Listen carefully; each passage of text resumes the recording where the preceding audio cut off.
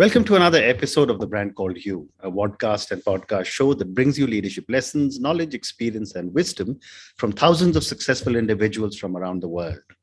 I am your host, Ashutosh Garg, and today I'm privileged to welcome a very accomplished and multifaceted professional from Hong Kong, Diana Wu David. Diana, welcome to the show.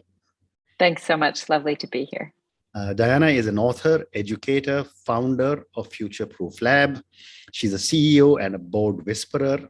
She's the author of a best-selling book, and all of you know I'm very partial to authors. Her book is called Future Proof: Reinventing Work in the Age of Acceleration. So Diana, what an amazing journey, and you seem to be doing a lot of interesting things. Let's start by talking about Future Proof Lab. Tell me a little bit about the work you do. So the work I do is really thinking about the future of work, and I read and synthesize a tremendous amount of information across leadership and where the workforce is heading. And I use that to help my clients figure out what they would like to be doing, especially recently, to reimagine work in their own organizations. And I also use that to write and to teach board directors through the Financial Times program, as well as at Hong Kong University Business School. And you're also a futurist. So let me ask you a few questions. You know, this is a fascinating topic. I've spoken to a few people who are futurists from around the world. But for my viewers and listeners, tell me, who is a futurist and what does she do? Well, I think that for a long time, I called myself an accidental futurist because I've always been fascinated by the future. And in fact, Gallup Strengths Finder has, I think, one of their strengths as being future focused or forward looking. And really, it's somebody who has an interest in the future, who's always thinking about what if, and then combining that with a practical set of tools to inspire, at least from my practice, conversations about the future, about plausible futures that we might like to do, you know, be it a group of people who are coming together around a mission, or a corporate setting, or even associations as they talk about the future of an industry, and really being able to unlock the possibilities and understand the implications of those so that we can act now to create the inspiring futures that matter to us later. And you called yourself an accidental futurist. Do you also need to train to become a futurist? I think accidental because I started talking about the future of work, which for the last couple of years has been, you know, in the trenches, day by day, the present of work, because I was interested in the way things are changing. And in many of my keynotes around the world, I would start with stories about signals in the market that I saw that seemed absolutely crazy. But then I would paint this picture that people would think, oh, that'll never happen. And then go to, hey, actually, it's happening at the fringes right now. So that was just part of my storytelling. So fast forward to more recently, I've done more work recently with emerging leaders in Asia. And I did go through training, which was incredibly helpful in terms of, I guess, putting more tools into my toolbox. I trained with the Institute for the Future in Silicon Valley. And they do a tremendous amount of work across the world. And I use them in some sessions, actually, with a nonprofit and with emerging leaders that were really interesting and successful. So yes, there is training. Okay. And, you know, when I was reading about you, you also see trends, understand their potential, and help others do the same. Help me understand this with maybe an example or an anecdote. So I spend a lot of time tracking signals. There's the sort of big drivers of trends, which I wrote a book about in the book Future Proof, which was technology disruption, globalization, demographic changes in terms of who's in the workforce. Signals are the small things that you notice around you that might be the very beginning of changes that might become bigger over time. So an example of this would be, for instance, a couple of years ago, I was in LA on a layover pre-COVID, and I met with a startup, and they have an amazing technology. They're emerge.io, whereby you can sit in different rooms and you and I can actually either hold the same prototype, we can shake hands, and due to their oral sonic technology, you can feel without gloves or anything, just a sort of mouse pad looking device. You can feel the person on the other side. So my son and I were in different rooms doing this. So this is something that not a lot of people are using, not a lot of people know about it. It's probably a couple years out, but if you had that, what would be the implications on, for example, remote work or prototyping or that kind of thing? So that's an example, I guess, of a signal in the market that could have far-reaching effects. And I think a lot of the metaverse companies that we see and the possibilities are also signals in the market of what could possibly be quite mainstream in the future. Yeah, very interesting. So my next question too is that you also help senior executives navigate the future of work. Again, help me understand this with an example. So an example would be one of my clients who has been, it's sort of future of work, but a lot to do with the transition from where we are now, which for that client is very much making sure everybody is okay. This, pandemic volatility, people not seeing their families, just trying to survive and get through on a very, practical and emotional basis, and wanting to shift towards, okay, let's get back to strategy. Let's get back to the big, exciting visions that we had. And how can we transition to that and start to think about where we want to go in the 5 to 10 to 15 year period. And then let's look at what everybody's resources and capabilities and skills are. Do we have the right people? And are we working in the right way in order to reach some of these big goals that we have and really get us there? Because they haven't, a lot of clients, a lot of people and companies have not been able to be looking towards the future because they've been in survival mode and really just trying to get through day to day in the present. Very fascinating.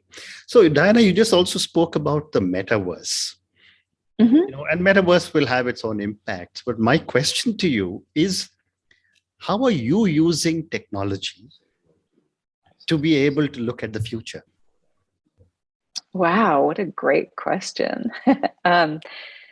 For me, it would probably be the network that I have of people and the communities that I'm building. And much of that is technology enabled. So a lot of the information that I have, which I feel needs to be, I guess, earlier information before it hits the headline, or the cover of a magazine or a website. So I try to be part of Slack channels, for instance, of people who are working in the future of work and collaborations between, for instance, social scientists and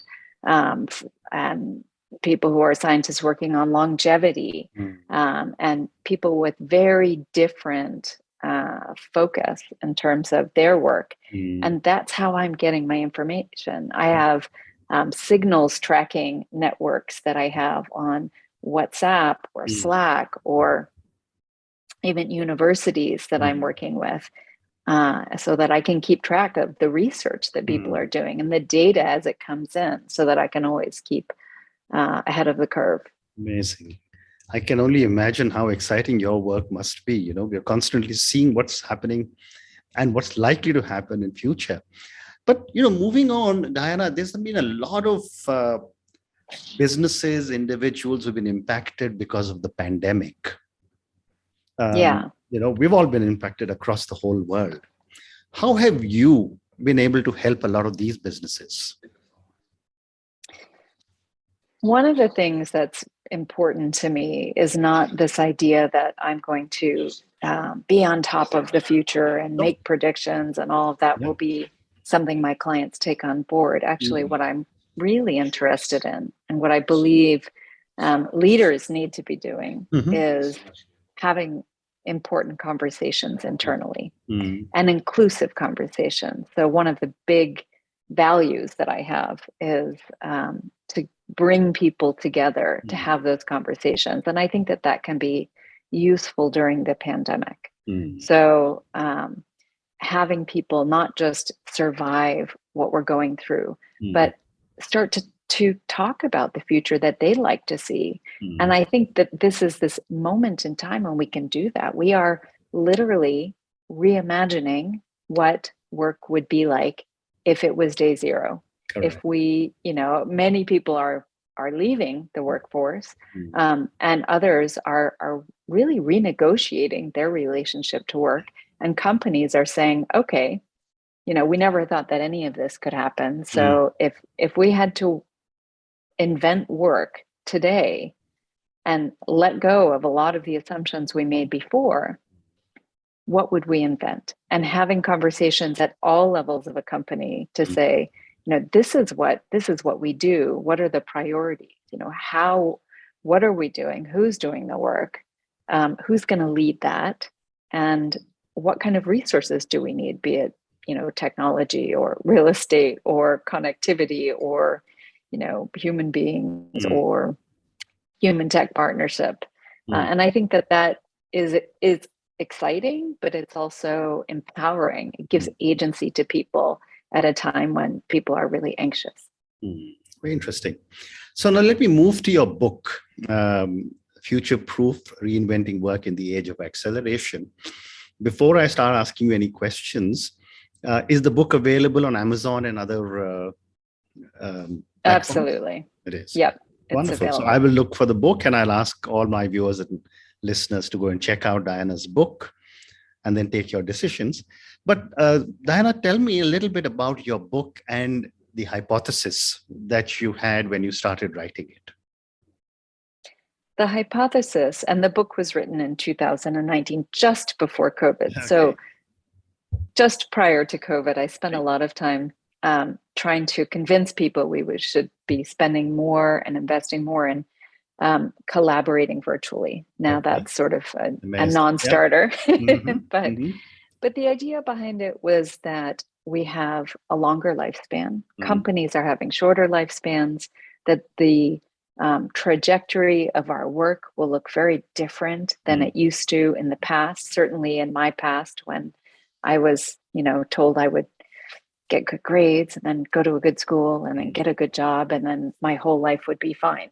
I think that there's much more opportunity there to have many different jobs and even careers, and also transitions in between jobs that we can take advantage of to reskill, to spend time on other life goals, be it caring for our children or our parents or society, or more creative intervals. So the thesis behind it was that was the future of work, and that we would need different skills to navigate this new future of work. Interesting. And you also spoke about trends that you have written about in your book. Tell me about some of these trends that you have obviously researched and then written about. Well, so one of the underpinning trends was this idea of longevity of people and the lack of longevity, I guess, of companies. So this idea that we would have 100-year life, which has been written about in different ways.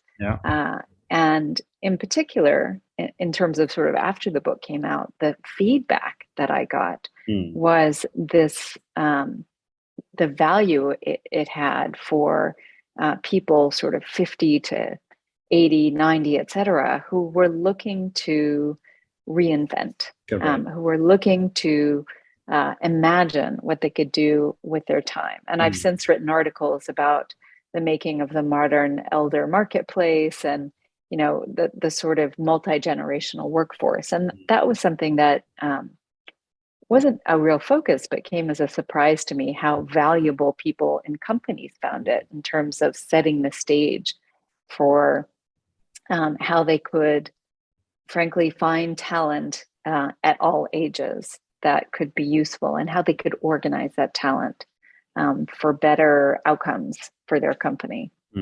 Interesting. You know, and I was fascinated when I was reading about the trend of longevity of people, because I have a book on retirement. And, you know, the same thing applies. There are work post superannuation, our life post superannuation will be almost equal to our work life, 30, 35 odd years that we may live after 60. But, you know, based on your research of longevity for the people, you said that you got some very interesting feedback from companies. Do you see, and I'm going to ask you to wear your futurist hat now also, do you see companies moving some of their marketing dollars to people who are the older people? Because there's another data which says that by 2030, 80% of wealth will be in the hands of people over 60. Absolutely. There's the silver economy and you know, Ashutosh, you're a poster child for somebody who is I'm giving back. 65 years old.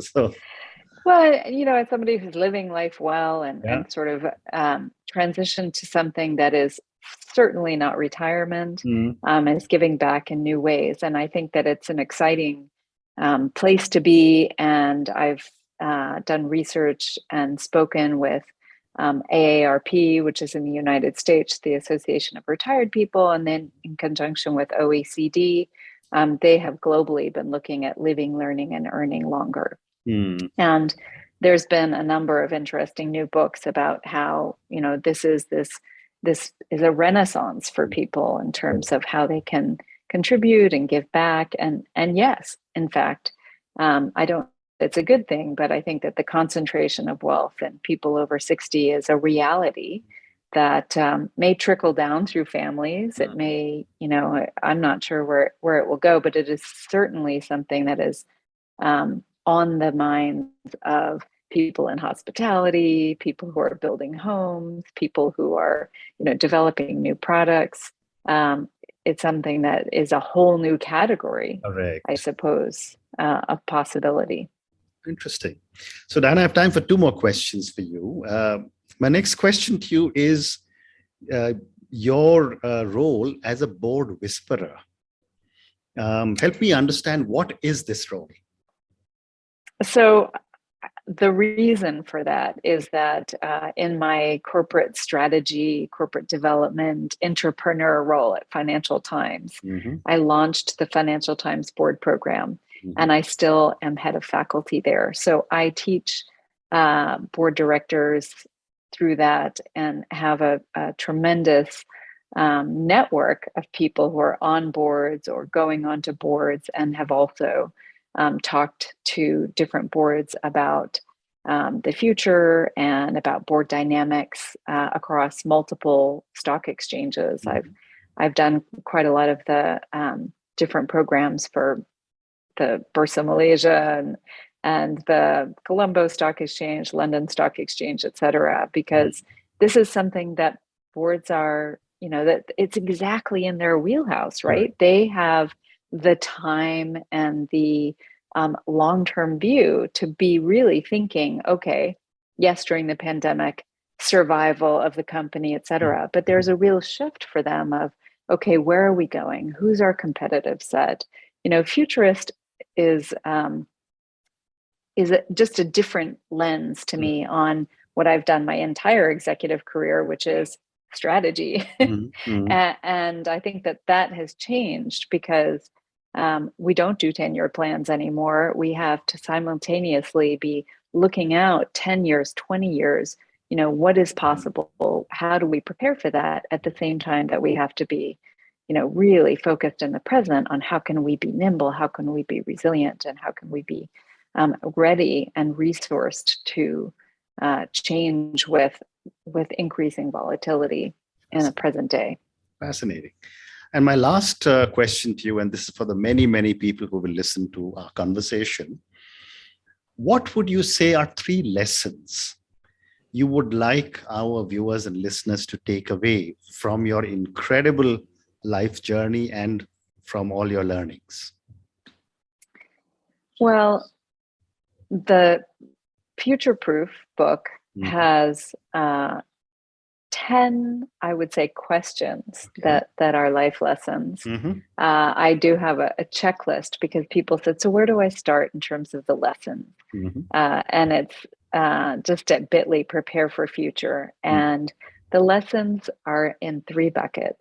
One is relationships as value, that those things are the things that ultimately matter. And they matter in our work as well. But if we work in a way, and this is similar to my TEDx talk, if we work in a way that sacrifices all of our relationships, we aren't left with resilience. And I think most people found that out in the pandemic and are prioritizing that.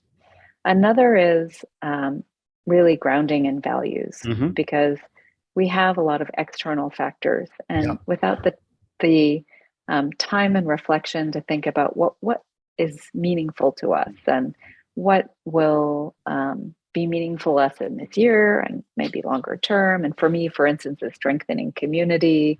It's supporting people for the future. And certainly relationships are a big one, belonging. And then the third one is really charting your own path and taking responsibility for that. So we often say, don't live the life you've been given, work hard for the one you want. Well said. Well said. That's a great comment. Diana, on that note, and your amazing lessons in the areas of relationships, values, and tread on your own path responsibly.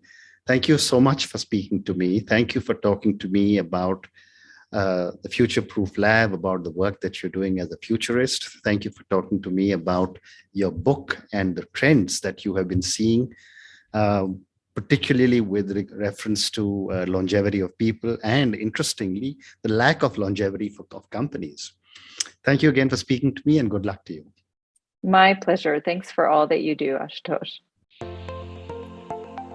Thank you for listening to the Brand Called You videocast and podcast, a platform that brings you knowledge, experience, and wisdom of hundreds of successful individuals from around the world.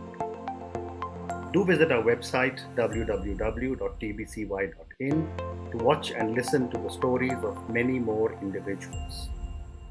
You can also follow us on YouTube, Facebook, Instagram, and Twitter. Just search for the Brand Called You.